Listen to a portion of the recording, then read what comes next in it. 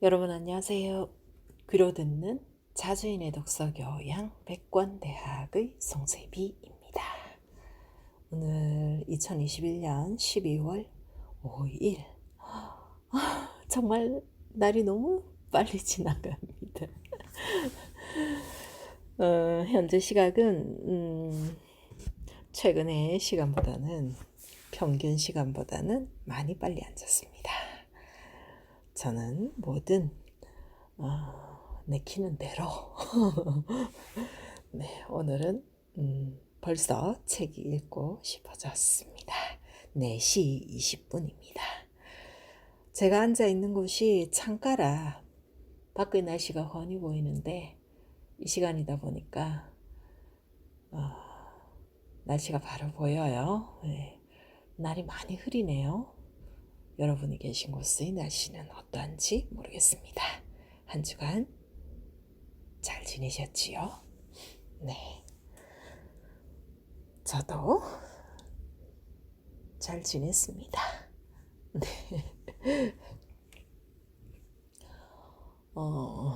말 그대로 대선 기간이라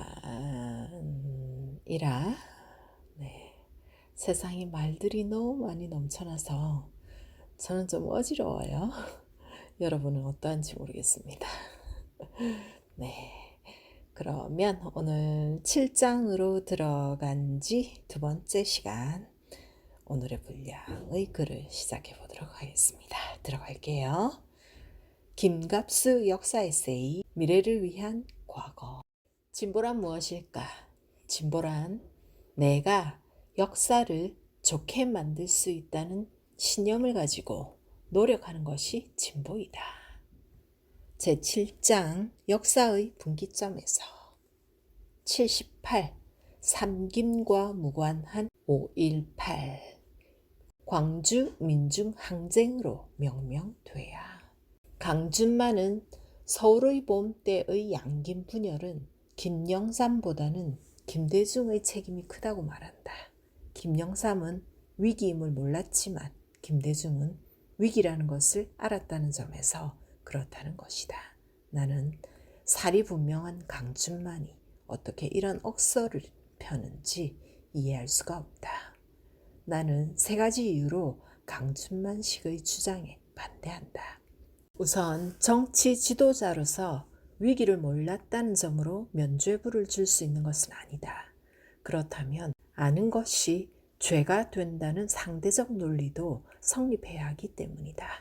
나는 모르는 것이 죄는 아니지만 모르는 사람이 알아야 할 자리에 오르는 것 자체가 잘못이라고는 생각한다. 다음으로 김영삼의 민주화 투쟁이 혁혁한 것은 사실이지만 김대중에게 비할 바는 아니었다. 가장 중요한 것은 설령 김대중이 양보했다고 하더라도 민주화가 이루어졌다고 볼 수는 없다는 점이 있다. 이것은 양김 분열의 상징처럼 되어 있는 1987년의 대선 때에도 그대로 적용된다. 그때 만약 김대중이 양보했더라면 노태우의 당선이 저지되고 김영삼이 집권했을 것은 거의 틀림없다. 하지만 김영삼이 임기를 마친 후 김대중에게 정권이 돌아갈 기회가 주어졌을지는 지극히 회의적이다. 이것은 문재인에게 후보직을 양보한 안철수의 경우에서도 알 수 있는 일이다. 양보만 하면 간이라도 다 빼줄 듯 했던 친노들이 대선 후 오히려 안철수 흠집내기에 몰두하지 않았던가. 김대중은 2002년 임기를 마치고 노무현의 집권에 결정적인 영향력을 행사해 주었다. 반면에 김영삼이나 문재인 집단에게는 이런 정치력이나 약속 이행심이 없는 것으로 보인다. 이런 점에서 바로 안철수는 아마추어라는 점을 여지없이 드러낸 것이기도 했다. 다시 1980년으로 되돌아가 본다. 5.17 쿠데타 3일 전인 5월 14일 재야 지도자 문익환, 이문영, 예춘호, 이해동 씨 등이 김대중의 집을 찾아왔다. 그들은 연일 계속되고 있는 대학생들의 시위에 고무돼 있었다고 김대중은 회고하고 있다. 문익환 목사가 성명서를 내밀며 김대중에게 서명을 요구했다. 문 목사는 윤보선 전 대통령도 서명했다고 일러주었다. 하지만 현실주의자 김대중이 보기에 그것은 엄청난 내용이었다. 모든 군인들은 무기를 놓고 병영을 나와라. 모든 노동자들은 해머를 놓고 공장을 떠나라. 모든 상인들은 문을 닫고 철시하라. 모든 국민들은 가슴에 검은 리본을 달고 장춘난 공원으로 모여라. 김대중은 서명을 거부했다. 그가 한 말은 이 세상 다 살고 싶습니까? 도대체 목이 몇 개나 됩니까? 였다. 김대중은 왜 서명하지 않았을까? 좋게 보아 그는 평화적으로 민주화를 이루고 싶었기 때문이라고 할 수 있다. 하지만 그것은 곧 자기주도의 정치적 방식이기도 했다. 비상시국에 빌미를 주어서는 안 된다는 말을 흔히들 하곤 한다. 김대중도 이날 그런 말을 했다. 이명박 시절 촛불 집회도 그랬다. 그런데 빌미를 주지 않아서 도대체 얻은 것이 무엇이었던가? 빌미를 주건 안 주건 5.17은 기획되어 있었다. 김대중 말대로 자기가 서명을 하지 않아서 자기 자신은 물론 재하 인사들이 다치지 않았던가? 김대중은 내 아버지에게도 의심을 살 정도로 용공의 수괴로 지목되어 사형언도를 받았다. 얻은 것이 뭐란 말인가?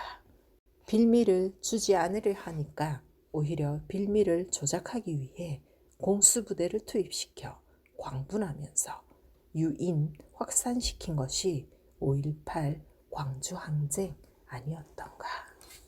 물론 김대중도 모진 고난을 받기는 했다. 하지만 그는 광주에 엄청난 빚을 지고 갚지도 못한 채 세상을 떠난 것 또한 사실이다. 그는 박정희 기념관을 지었고 박근혜를 만나 지역감정 해소의 적임자라고 지켜세우기도 했다. 오늘의 박근혜 대통령을 만드는데 김대중의 일조가 일말이라도 없었다고 자신할 수 있겠는가? 김대중이 광주를 안 것은 사태 이후 70일이나 지난 후였다.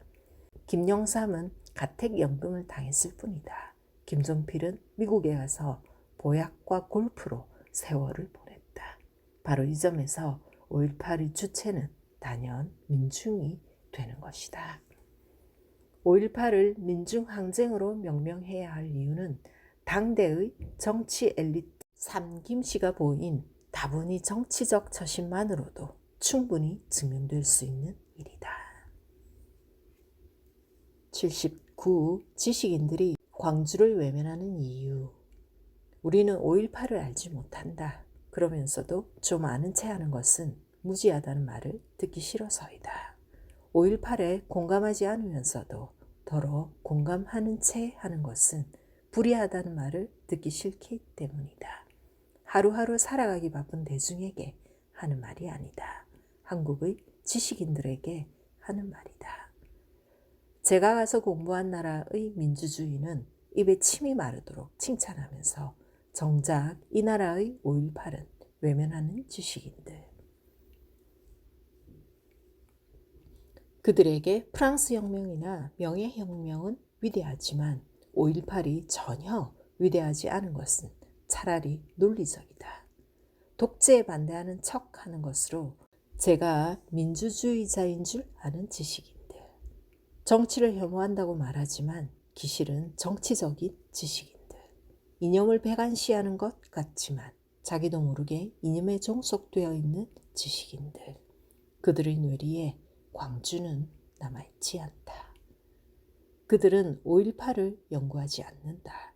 그들은 너무도 국제적이어서 마르크스나 엥겔스를 탐독하고 레닌의 행적을 쫓으며 체게바라를 즐겨 인용한다. 그들에게 유상원, 박관현이나 송기숙 등은 거의 알려져 있지 않다. 왜? 기실은 알려하지도 않고 이전에 공감하지도 않았기 때문이다. 그들은 5.18을 말할 때 김대중이나 전라도의 한 따위는 빼먹지 않는다. 5.18은 신군부의 음모에 의한 것인가? 그렇다고 한다. 5.18의 발포 명령자는 전두환인가? 그렇다고 한다. 5.18은 미국이 방조, 조장했는가? 그렇다고 한다. 5.18 때 시신 안매장이 있었는가? 그렇다고 한다. 그러나 이 모든 것이 아무런 증거도 없이 심증만으로 남아있는 것은 무슨 까닭인가? 지식인들이 5.18을 외면해 왔기 때문이다. 심증은 풍문으로 희석되고 풍문은 기껏해야 야담이나 야사로 구비될 따름이다. 역사로 기록되지 않는다는 것이다. 한국의 지식인들은 5.18이 정사로 기록되기를 원하지 않는다. 한국의 지식인들은 을사오적을 규탄한다. 1905년 이 늑약을 강제 체결할 당시 한국 측 대신 가운데 조약에 찬성하여 서명한 5 대신들 말이다. 그들은 박재순, 이지용, 이근택, 이완용, 권중현 등이다. 다만 참정 대신으로 끝까지 반대하다 파면된 한규설이 있었다. 그는 일본 정부가 주는 자귀를 거절했다. 그러나 한국의 지식인들은 5.17 폭거를 의결한 국무위원들을 일절 거론하지 않는다. 국무위원은커녕 최소한 저항 없이 대통령직을 넘긴 최규화, 국무총리 신현화, 국방부 장관 노재현도 거론하지 않는다. 왜? 그들과 한패이기 때문이다. 따라서 한규설 같은 국무위원이 없었다는 것도 전혀 문제시하지 않는다. 5.17 당시 정무장관을 하다가 사표도 안 내고 20일간 병원에 몸을 숨긴 고건이 있다. 훗날 나타나 군사정권이 싫어서 그랬다고 말한 고건은 이후 민정당 정권에서 9년 넘게 2개의 장관직을 했다. 그러나 지식인들은 여간해서 고건을 지탄하지 않는다. 지식인들은 위선자에게 약한 것일까? 아니, 지식인들이 바로 고건 같은 위선자들이기 때문일 터이다. 5월 18일 08시 약속을 지킨 것은 전남대 학생 100여 명 뿐이었다. 그리고 그들을 도와 싸운 광주 시민들까지 하나같이 위대했다. 광화문, 서울역에서 굳게 약속하고 헤어진 수십만의 서울 학생들. 그들은 5월 18일 08시 광화문에 나가지 않았다. 지금도 심재철, 유시민, 신계륜 등은 당시 학생 시위의 지도부였다고 자처한다. 이제 더 이상 그런 말은 듣지 않았으면 한다. 당시 서울 거리에서 일주일 이상 지낸 나는 어떤 유인물 한 장 보지 못했고 그 누구의 연설 한 번 들은 적이 없다. 그럼에도 불구하고 그들은 5월 정신에 기대해 장관도 하고 국회의원도 했다. 그러나 한국의 지식인들은 그들이 5.18의 이용자 또는 수혜자임을 지적하지 않는다. 왜? 그들과 한패이기 때문이다. 심지어 한국의 지식인들은 12.12 반란과 5.18 학살의 동시 주범인 전두환, 노태우, 정호영 등에 대해서 연구하지 않는다. 그 아래로 황영시, 유학성, 차규헌, 허화평, 허삼수, 이학봉 등은 이름조차 기억하지 않으려 한다. 왜? 한국의 지식인들은 군사 파쇼 집단과 한패이기 때문이다.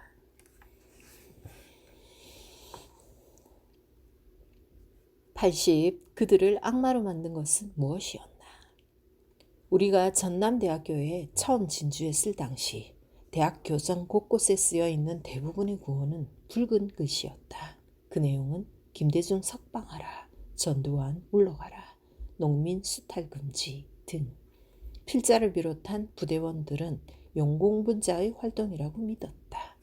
1987년 이후 대학가에 나붙은 구호들이 붉은색으로 쓰여 있고 북한의 주장과 동일한 내용이 게시되더라도 이제는 그러려니 하지만 당시는 그렇지 않았다.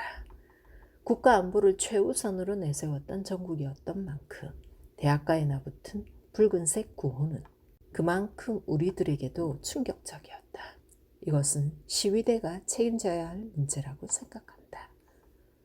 김대중 씨를 석방하기 위해 시위를 했다 하더라도 굳이 붉은색을 사용했어야 했는지, 게다가 농민 수탈 금지 등 당시로서는 용공이라고 오해를 받을 일을 자초한 이유는 무엇이었을까?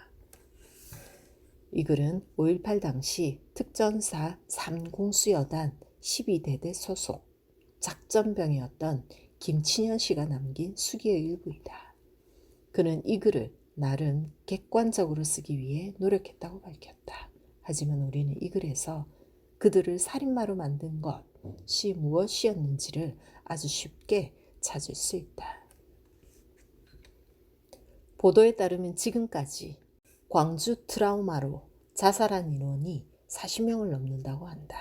결국 이들은 2차 피살자가 되는 것이다. 많은 인원 같은가? 나는 아니라고 생각한다. 우리의 상상을 단절케 하는 그 여름 광주에서 있었던 일에 비해 이것은 적은 인원이 아닌지, 그 중에 피해자는 물론 목격자와 가해자도 포함되어 있다. 이 점에서 명령에 따라 본의 아니게 진압에 참여한 군인들 역시 광주의 또 다른 희생자들임에 틀림없다. 그런데 이 글을 남긴 김친현 씨는 특이하다. 그에게는 가해의식도 피해의식도 거의 없다. 두 가지 의식이 다 없으니 트라우마도 없는 게 당연하다. 그는 전역 후 대학과 대학원을 마쳤다고 밝혔다. 대학원을 마쳤으니 지식인이라고 할 수 있으려나. 어쨌든 수기를 다 읽어보면 그는 스스로 자기가 나름 지식인이라고 여기고 있는 것 같은 느낌을 받는다. 그런데 여기서 중요한 것은 그를 그토록 대범하게 만들 수 있는 것의 정체는 무엇일까 하는 점이다. 전남대 교정에 도착한 그는 학생들이 써붙인 구호가 붉은색이었다는 이유로 그들을 용공분자라고 믿어버렸다. 게다가 이것은 시위대가 책임져야 할 문제라고 지금도 생각하고 있다. 뿐만 아니라 그는 농민 수탈 금지 구호를 내건 것을 용공으로 오해받을 일을 자초했다고 단정하고 있다. 그는 전두환, 노태우가 국가 반란범으로 지목된 탓에 자기도 덩달아 국가 반란범의 부하로 전락된 점에 대해 유감을 가지고 있다. 다시 묻거니와 무엇이 그를 이토록 대범하게 만든 것인가? 광주 항쟁 당시 현장에 있었던 노인들은 특전사 군인들의 악마적 행동을 보며 일제 순사도 6.25 때 인민군도 저런 짓을 하지는 않았다고 증언하고 있다. 이것은 광주 진압이 한국 전쟁 때 공산 괴뢰군을 살상하는 행위와 다를 바 없었음을 말해준다. 결국 광주 진압은 여지없이 한국 전쟁의 연장이었던 것이고 그것은 반공 파시즘이라는 광기보다도 더 섬뜩한 광기에 의해 대범히 합리화될 수 있었던 것이다. 무서운 것은 수기의 주인공 김친현 씨가 여전히 반공 파시즘의 논리로 공수부대원들의 행위를 정당화 또는 불가피화하고 있다는 점이다. 그리고 김친현 씨는 이 시대의 허다한 유형적 인물이라는 것이다. 그렇기에 광주 트라우마로 인한 40여 명의 추가 피살은 은폐된 소문으로만 남아있을 따름이다. 40여 명이라니 많은 것 같은가. 그 여름 광주에서 있었던 일에 비할 때 적다고 느껴진다면 이것이야말로 치명적으로 비극적인 역설이 아니겠는가. 광주 이후에도 숱하게 횡행해 온 이상한 것들, 우리가 문명사회에 속한다는 점을 회의하게 만드는 것들, 이를테면 장기수들에 대한 전향 공작을 필두로 삼천교육대, 녹화사업, 성고문, 고문치사, 간첩조작, 서해교전, 천안함 등에 이어 오늘의 종북 사냥에 이르기까지 모두가 하나같이 반공파시즘이라는 추상적 악마의 소행인 것이다. 단언하건대 이것이 살아있는 한 우리에게 우애와 화평 따위는 영영 찾아들지 않을 터이다. 네, 그래서 통일만이 이 땅의 우애와 화평의 가장 근원적인 답이 되겠지요. 그런데 이 의식을 갖고 있는 사람이 그렇게 많이 보이지가 않아요. 네, 그렇습니다. 이로써 오늘의 분량을 다 읽었습니다. 여러분 한 주간 잘 지내시고 저는 또 다음 주에 뵙겠습니다. 안녕히 계십시오.